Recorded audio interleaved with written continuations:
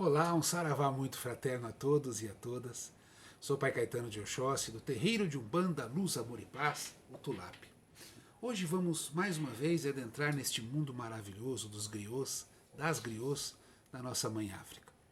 Vamos pedir que você pegue o seu chá, o seu refresco, para que a gente possa sentar numa rede, fechar os olhos e curtir uma história de nossos antepassados, da nossa ancestralidade, que ecoa no tempo e no universo, nessas histórias que foram contadas ontem, mas que têm sabor de amanhã.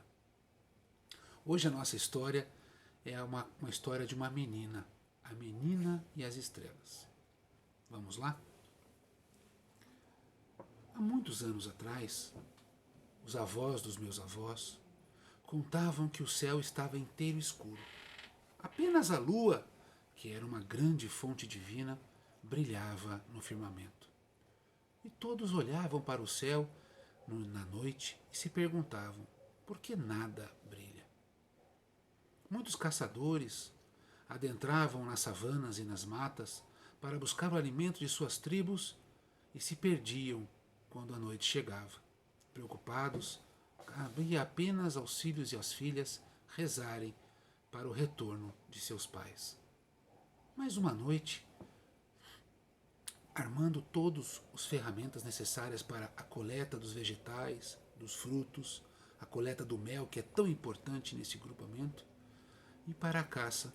Os caçadores estavam conversando com seus filhos e filhas, dizendo que antes mesmo do sol nascer, iriam para a mata fazer a busca do alimento sagrado para a sua tribo. Os meninos e as meninas todos alvoroçados, querendo conhecer a ponta da flecha, o arco, a lança, o que servia a zarabatana, para que serviam os cestos, como eram trançados os cestos. E ali toda a comunidade participava, sabendo que alguns iriam se sacrificar por muitos. Afinal, aquela tribo contava com quase 280 pessoas e apenas 12 iriam sair na caça. E todos se alegravam, pois aqueles 12 trariam alimento para a tribo inteira. Enquanto isso, os demais iriam produzir os alimentos através de uma pequena lavoura, construir os cestos, construir as casas, reformar os diques, para que houvesse a continuidade forte daquela tribo que era uma tribo solidária, companheira, Ubuntu. Naquela manhã, uma pequena menina acordava antes do sol nascer porque ela desejava ver seu pai e seu irmão irem em busca do alimento da tribo. Toda feliz saiu correndo para se despedir do seu pai. E ela procura entre uma casa e outra e recebe a notícia: olha, eles já saíram. Nossa, mas eu acordei antes do sol, dizia ela.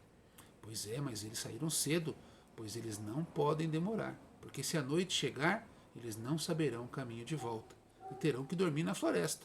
E então os animais, os predadores, os grandes leões, ou os leopardos, guepardos, até as hienas, poderão deles fazerem de alimento. E ao invés de trazerem alimento, eles serão o alimento da floresta. Ah, puxa, diz a menina desconsolada. Passou o dia pensando no seu pai, no seu irmão, nos seus tios que tinham ido à caça. Chegou a hora do almoço, o sol estava bem ao meio-dia, passado mais um tempo, e ela se preocupava. Cadê os nossos irmãos que ainda não chegaram? Preocupada, continuava a fazer os seus afazeres, suas brincadeiras, suas danças sagradas, quando ela percebe que o sol então se despedia. Já estava dando seu último adeus no firmamento. Ela percebe que muitas e muitos estavam preocupados. Aonde estão os 12 caçadores? Ela respira profundamente, vai conversar com o Babalaô, busca Soyalorixá e então começa a fazer as entregas para que aqueles 12 fossem abençoados, protegidos. Passa mais um pouco e a noite chega. Ela faz então uma fogueira em volta da entrega que ela tinha acabado de arriar, para que Oxóssi, o grande caçador, pudesse indicar o caminho para que aqueles e aquelas que estavam na caça em busca do alimento pudessem chegar em segurança às suas famílias. Passa mais um tempo, a lua aparece, mas era noite de lua nova. Mal se podia enxergar sem a força do fogo.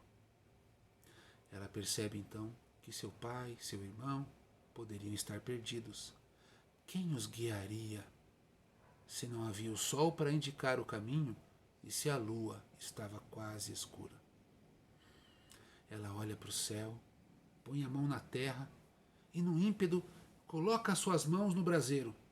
Rapidamente coloca a outra mão no braseiro. Pega as brasas com a mãozinha dela, toda delicada ainda, de uma terna criança, e, sem medo de se queimar, olhou para o céu e disse: Olorum, Olorum, Deus, faça uma estrada no céu para que meu pai possa me encontrar. E joga, com toda a fé, pedindo a Deus que indicasse o caminho. Oxóssi, meu pai, indique o caminho. De repente, aquela brasa foi ficando cada vez mais clara, prateada, rastros brancos. E ela sobe, e de repente faz uma grande explosão no céu. E ali se forma um caminho quase como uma faixa. É a Via Láctea. Ela, com a fé e com o amor, com a preocupação de que todos voltassem em segurança, tinha rogado a Deus que construísse um caminho. E lá estava a Via Láctea.